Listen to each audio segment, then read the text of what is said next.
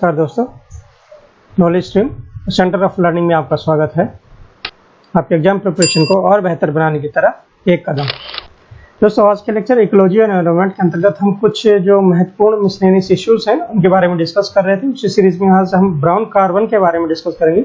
पिछले दो लेक्चर में हमने ब्लैक कार्बन और उसके द्वारा होने वाले एनवायरमेंटल प्रभाव या वेजिटेशन पर प्रभाव या ह्यूमन बॉडी पर क्या प्रभाव पड़ते हैं उसके बारे में डिस्कस किया था। अगर आपने लेक्चर नहीं देखा है तो उसको नॉलेज स्ट्रीम की प्लेलिस्ट में जाकर देख सकते हैं। आज हम ब्राउन कार्बन के बारे में डिस्कस करेंगे, क्या होता है और इसके वजह से क्या एनवायरमेंटल इम्पैक्ट पड़ता है, और साथ ही साथ ब्राउन कार्बन और ब्लैक कार्बन के बारे में अंतर समझेंगे, दोनों में क्या डिफरेंस है। चलिए स्टार्ट करते हैं आज का लेक्चर स्टार्ट करने से पहले आपसे अनुरोध है नॉलेज स्ट्रीम को जरूर सब्सक्राइब कर लें।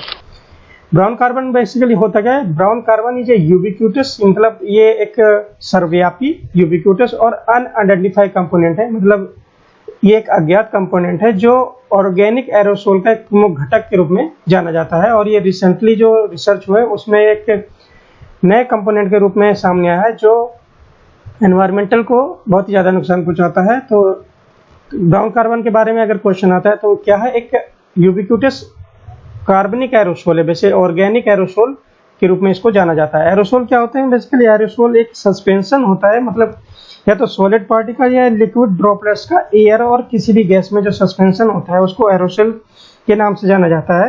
एरोसोल नेचुरल भी हो सकता है और एंथ्रोपोजेनिक, मतलब ह्यूमन द्वारा क्रिएट किया जा सकता है। जैसे हम जो स्प्रे बॉडी में लगाते हैं, it is a type of aerosol जिसमें गैस का, बेसिकली लिक्विड का गैस में जो सस्पेंशन होता है वो रिप्रेजेंट करता है।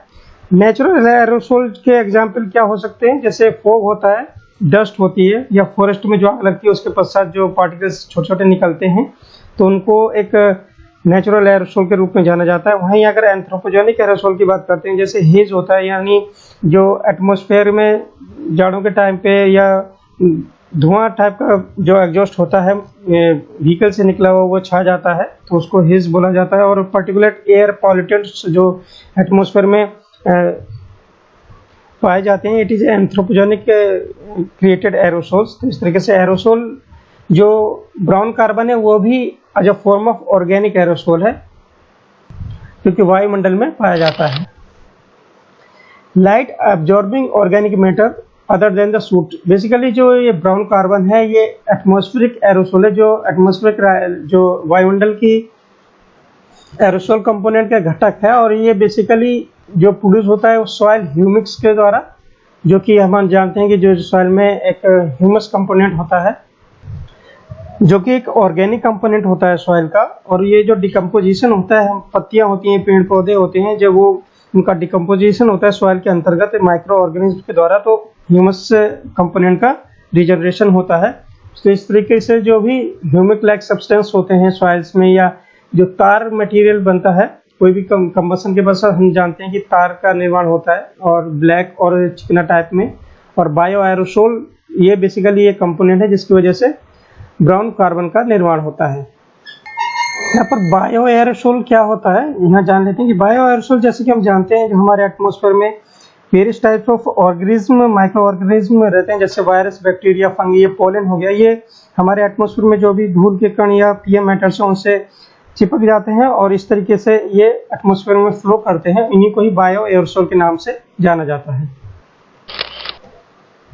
Possible source of brown carbon, जो ब्राउन कार्बन के संभावित जो स्रोत के बारे में डिस्कस कर लेते हैं। जी, बेसिकली जो बायोमास बर्निंग होता है वो एक मेजर सोर्स होता है और ब्राउन कार्बन का। बायोमास बर्निंग क्या होता है?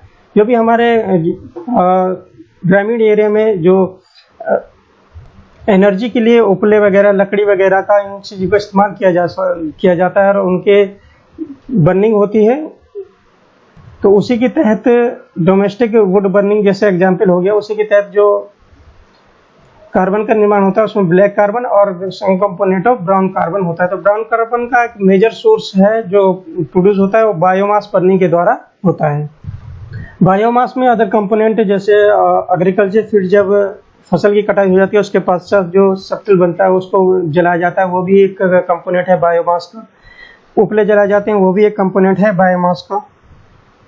तो इस तरीके से जब बायोमास बर्निंग होती है तो मेजर कंपोनेंट्स में जो निकल के आता है वो है ब्राउन कार्बन। तो ब्राउन कार्बन मेजर सोर्स है बायोमास बर्निंग से उत्पन्न होता है।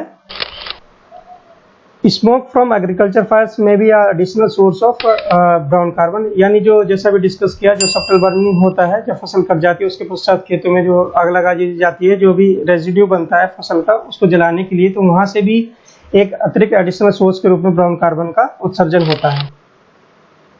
ब्राउन कार्बन और ब्लैक कार्बन के बारे में मेजर डिफरेंस के बारे में डिस्कस कर लेते हैं। ब्राउन कार्बन एक generally refer to as greenhouse gases. यहाँ पर ब्राउन कार्बन है एक ग्रीन हाउस गैस है। ग्रीन हाउस जैसे कि हमने डिस्कस किया था, ग्रीन हाउस गैस क्या होती है, जो धरती के द्वारा या अर्थ के द्वारा जो रेडिएशन होता है, लॉन्ग वेव इंफ्रारेड रेडिएशन, उसको ऑब्जर्व कर लेती है, रिटेन करती हैं, वापस धरती पर एटमॉस्फेयर में उसको रिलीज कर देती हैं, जिसकी वजह से धरती का टेम्परेचर इंक्रीज होता है। इन्हीं को ग्रीन हाउस गैसेस कहते हैं। तो brown carbon is a component of green house gases. वहीं ब्लैक कार्बन को पीएम मैटर यानी पार्टिकुलेट मैटर के रूप में जाना जाता है, जो कि कंपोनेंट है सूट और डस्ट का।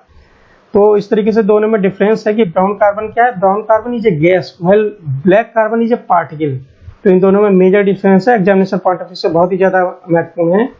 Brown carbon green house gas के रूप में जाना जाता है, वहीं ब्लैक कार्बन एक पर्टिकुलर मैटर यानी पीएम मैटर के रूप में जाना जाता है, जो कि 2.5 और 10 कुछ भी हो सकता है। PM10 मतलब particle size less than 10 micron होता है, PM2.5 मतलब particle size less than 2.5 micron होता है, यानी 2.5 माइक्रोन से कम साइज के जो पार्टिकल होते हैं उनको PM2.5 के नाम से जाना जाता है। और PM यानी साइज अगर पार्टिकल 10 माइक्रोन से कम है उसको PM10 के रूप में जाना जाता है। जो ब्लैक कार्बन है primary release by high temperature combustion, यानी बहुत ही ज्यादा टेम्परेचर में अगर किसी चीज का कंबशन होता है, लाइक हमारे जो पावर प्लांट है वहां पर कोयला जलाया जाता है बहुत ही ज्यादा टेम्परेचर में, मोर देन 500 डिग्री सेंटीग्रेड पे, या इंडस्ट्रियल एरिया में जैसे स्टील इंडस्ट्रीज या और इंडस्ट्री हो गई, जो फॉसिल फ्यूल का बर्निंग होता है, जैसे हमारा जो एग्जॉस्ट हो गया डीजल इंजन के द्वारा, तो वहां पर ब्लैक कार्बन का निर्माण होता है। वहीं जो ब्राउन कार्बन है basically emitted by biomass combustion, तो बायोमास का जहां बर्निंग होता है वहां पर ब्राउन कार्बन का निर्माण होता है। इस तरीके से ब्लैक कार्बन और ब्राउन कार्बन के दो प्रमुख डिफरेंस हो गए। बहुत ही जो ब्राउन कार्बन है वो एक ग्रीन हाउस गैस है, जबकि ब्लैक कार्बन एक पर्टिकुलर मैटर है।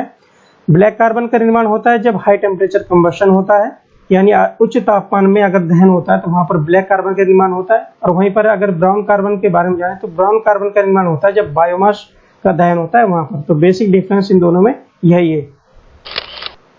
यहाँ पर कुछ एक फिगर दिया हुआ है जिसके अंतर्गत जो ह्यूमिक लाइक सब्सटेंस है उसके द्वारा निर्माण होता है ब्राउन कार्बन का, जो वो बर्न होता है, या नाइट्रो एरोमेटिक्स के द्वारा भी ब्राउन कार्बन का निर्माण होता है, या नाइट्रोफिनोल वोलेटाइल ऑर्गेनिक कंपाउंड के द्वारा भी ब्राउन कार्बन का निर्माण होता है, जो कि ग्रीन हाउस गैस है। तो एटमॉस्फेयर की रेडिएशन को एब्जॉर्ब करता है, उसके पश्चात जो हीट है उसको रिलीज करता है, जिसकी वजह से जो हमारा स्नो है वो पिघलते हैं और जो एटमॉस्फेरिक टेम्परेचर है वो धीरे धीरे इंक्रीज हो रहा है।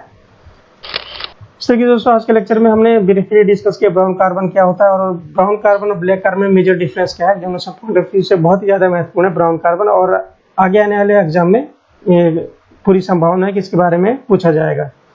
आपके लेक्चर कैसा लगा प्लीज कमेंट बॉक्स में जरूर बताएगा। नॉलेज स्ट्रीम से जुड़ने के लिए धन्यवाद।